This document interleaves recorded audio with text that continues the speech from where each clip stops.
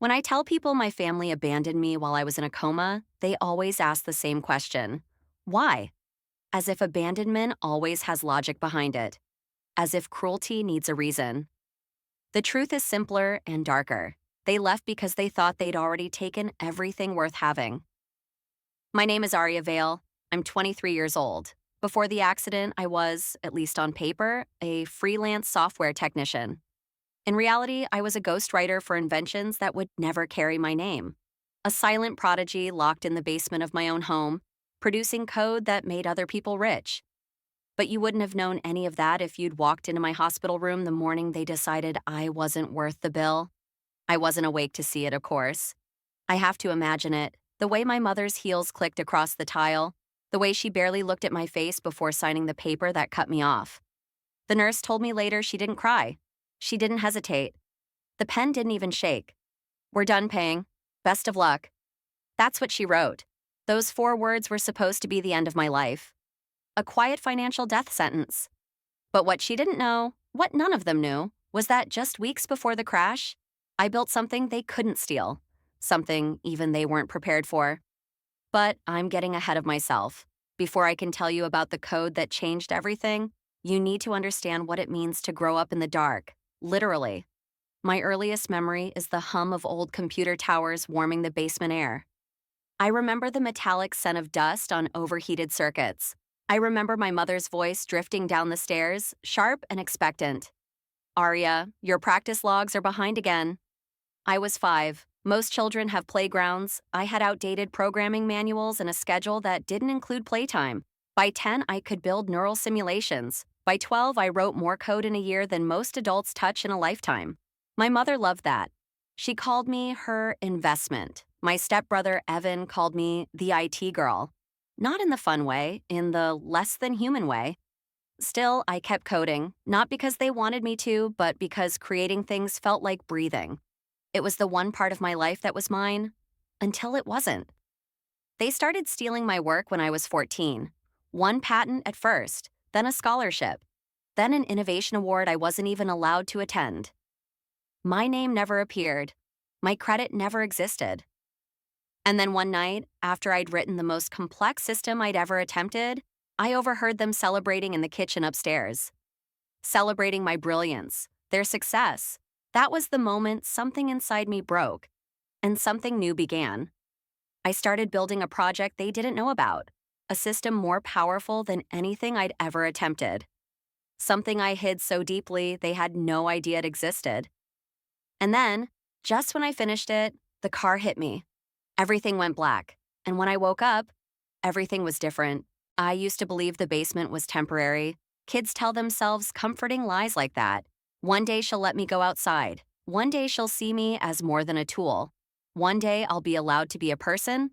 But the thing about lies is that you can live inside them for years without realizing they're cages. My mother insisted it was for my education. She said the world was too distracting, too slow, too ungrateful to understand what she called my rare potential. At first, I believed her. I believed every soft-spoken command, every tightly measured compliment. When she'd rest a hand on my shoulder after a 12-hour coding session and whisper, "You're exceptional, Aria. Don't waste that." I thought it was love. But love doesn't track your keystrokes. Love doesn't hide your school enrollment so no one asks questions. Love doesn't lock the door behind you at night. By the time I turned 13, the basement wasn't just where I worked. It was where I slept, where I ate, where my entire world existed. Evan, my stepbrother, liked to joke that I was the family server rack, a machine that hummed away in the background while the real people lived upstairs. He'd come down sometimes, not to check on me, but to collect whatever project my mother needed for her latest pitch meeting. I never knew where my work went, just that every time I wrote something good, the house upstairs became a little nicer, new appliances, new furniture, a new car I was never allowed to ride in. I remember one day asking my mother why Evan got credit for my latest software model. She didn't yell. She didn't even raise her voice. She simply looked at me with this practiced, icy calm and said, "You're not ready for public attention. Let us handle the world for you." Handle, like I was paperwork or a technical issue. But I swallowed it because what else does a child do when the only people she knows Tell her that the world outside is dangerous and she's safest in the dark? The truth hit me slowly, like water rising in a room you don't realize is flooding. I started noticing patterns. My mother's sudden bursts of affection only when she needed something complex coded, Evan's smugness after each award ceremony, the financial statements I wasn't supposed to see, listing income streams tied directly to my work. I didn't confront them. I learned to observe, to listen through vents, to pick up the pieces of conversations that drifted down the staircase. That's how I first heard them talking about the Aria problem, the way my mother said it. Like I was a glitch in her system, something to manage, not someone to love. So I did the only thing I could. I built my own refuge inside my mind. Quietly, secretly, I began developing the project that would change everything. A code base I didn't log on the family servers. No backups, no timestamps they could claim. Just raw creation, written across sleepless nights, hidden so well even my mother, paranoid as she was, didn't notice. I remember the exact moment I realized it was good. Not functional, not impressive. Good. The kind of system that could reshape entire industries. A living engine of logic and prediction. Something I built not for them, but for me. But secrets have weight, and carrying something that powerful alone feels like clutching a grenade. Powerful, dangerous, and one mistake away from exploding your entire world. The irony? I wasn't the one who made the mistake. A week before the crash, Evan somehow sensed I was working on something new. He wasn't smart enough to read my code, but he was smart enough to smell opportunity. He started watching me too closely, asking questions he had no business asking, rattling the locked basement door at random hours, just checking in. I felt the pressure tightening around me, like the house itself knew I was slipping out of the role they'd assigned. And then, just as everything was about to break open, the universe intervened with brutal timing. A night drive I wasn't supposed to be on, a road slick with rain, headlights, metal, silence. And in that silence, the life I knew ended. Or so they hoped. When you're in a coma, your mind doesn't drift the way people think it does. It doesn't dream or wander peacefully. It sinks. It settles. It curls itself around whatever mattered most right before the world went dark. For me, that was the code. Even while machines breathed for me, some instinctive part of me clung to it. Those final lines, the architecture I'd hidden from everyone, the quiet power I'd felt blooming beneath my fingertips. I didn't know how long I was unconscious, only that time passed in a soundless blur until, eventually, life outside my broken body moved on. My family didn't. They didn't wait, didn't hesitate. The moment doctors said my chances were uncertain, my mother made her decision. She signed the note, 4 words that cut deeper than any wound the crash left behind. "We're done paying. Best of luck." The hospital staff tried to soften it when I finally learned the truth. Tried to explain it was a financial decision, that not all families are equipped for long-term care. But the nurse who had been there that morning, the one who'd seen the way my mother's face never softened, the way she didn't once touch my hand, she told me the part that mattered. "They didn't even ask how you were doing," she whispered. "They just asked if they could leave." Cruelty is efficient, I guess. They left with the same cold precision they used when stealing my work. But here's the part they hadn't expected. People talk, especially people in tech. Especially people who knew my name even if the patents didn't. Somewhere between my mother's self-congratulatory networking and Evan's loud-mouthed bragging, someone mentioned a rumor, a whisper about Aria's private project. A code base no one had seen but everyone had heard murmurs about. Something big. And suddenly, abandoning me wasn't convenient anymore. It became a problem. I learned this later, when I was awake, piecing together conversations through fragments of emails, overheard phone calls, the panicked way my mother tried to slide back into my life like she hadn't erased me, but even before I regained consciousness, they were circling. Not out of love, not out of regret, out of greed. I've been told that during the 3rd week of my coma, my stepbrother came back to the hospital pretending to be concerned family. He asked the staff about my belongings, my laptop, my external drives, my key card. My mother followed a few days later, demanding access to my old room, for legal reasons. I wasn't awake to stop them. I couldn't speak, couldn't move, couldn't warn anyone that the files on my old system were useless without the missing piece. The authentication module I'd written, but never uploaded, never stored, never told a soul about. A module that lived only in one place: my mind. I suspect that's when they realized the truth. To access the system, they needed me alive. That was the moment everything shifted.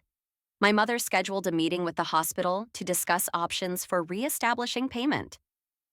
Evan started posting online about family tragedies, as if he'd been at my bedside the whole time.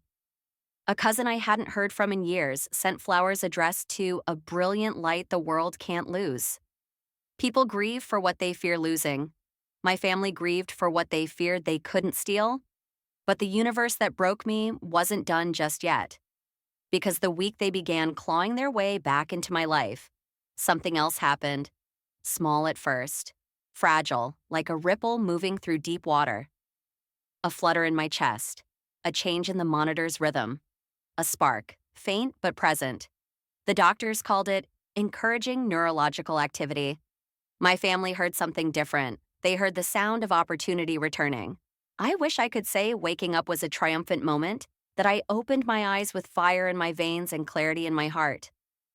But the truth is less dramatic and far more human. I woke up in pain, confusion blurring every memory except one. I had a secret they desperately needed, and now they were coming back for me. Not because they loved me, but because I was valuable again. Waking up from a coma is nothing like the movies. There's no dramatic gasp, no sudden clarity. It's more like rising through layers of heavy water, each inch upward pulling some forgotten part of you along with it. When my eyes finally opened, the world was blurry and loud, every beep and whisper slicing through me like thin wires. But even through the haze, I recognized two things immediately. I was alive. Someone was sitting in the corner of the room who had no right to be there. My mother. She wasn't crying. She didn't hold my hand. She didn't even look surprised I'd woken up. She just straightened her blazer, expensive, bought with money I had unknowingly earned, and smiled that tight managerial smile she used whenever she smelled opportunity. "Aria," she said softly, almost rehearsed.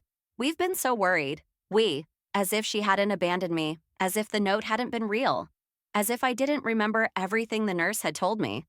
Evan appeared later, leaning against the doorway like he was posing for a sympathy photo. He called me Kiddo, a name he hadn't used since he realized I was more valuable than he was talented. He asked how I was feeling, but the question barely finished before he pivoted to what he really cared about. "So, your laptop, do you remember your passwords? We need to get your files back in order for continuity." Continuity, a word that meant profit. I couldn't speak yet, not fully. My throat burned, my voice cracked, and every sound tasted like iron. But even in that weakened state, something inside me sharpened. The girl they'd left behind was gone. The girl who accepted the basement as her world had died on that rain-soaked road. I woke up different. I woke up aware. My doctors said recovery would take months. Physical therapy, cognitive tests, a long, careful climb back into myself. What they didn't realize was that while my body was fragile, my mind had never been clearer. And my secret, the code, was still intact. One afternoon, when my mother stepped out to pressure the nurses about insurance forms, the young resident assigned to my case lingered at my bedside. He was kind in a way that felt foreign, unfamiliar. He spoke softly, like he expected me to break. "Your family," he said, hesitating. "They're complicated, aren't they?"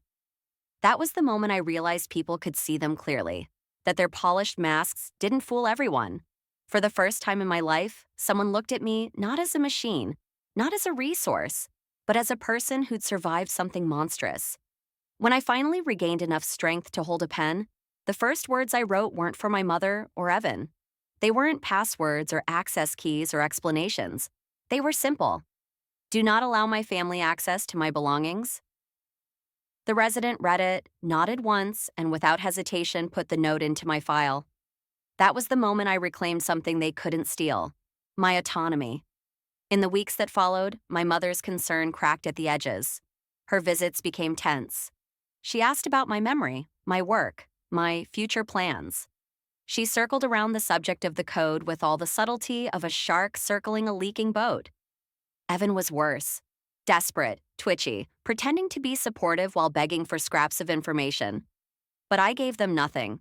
See, the code they wanted, the one they believed would make them rich all over again, wasn't a product, it was a weapon, a mirror I built from algorithms and intuition, one capable of diagnosing systemic weakness in any network, any infrastructure, any market. Something they could have twisted into something destructive.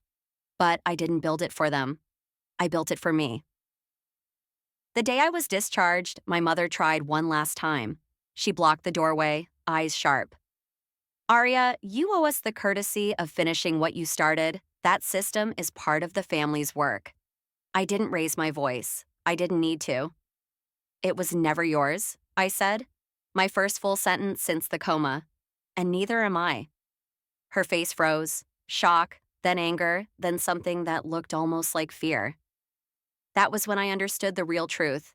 They weren't afraid of losing my code. They were afraid of losing control of me. Today I live far from that house. I work under my own name. I've rebuilt myself from the ashes they left me in. My secret code base? It still exists, but it's locked behind protections only I can access. Protections no one will ever decode without my permission. Sometimes people ask if I regret anything. I don't. Because the girl they abandoned in that hospital bed is the woman who doesn't need them anymore. The code didn't save me. I did.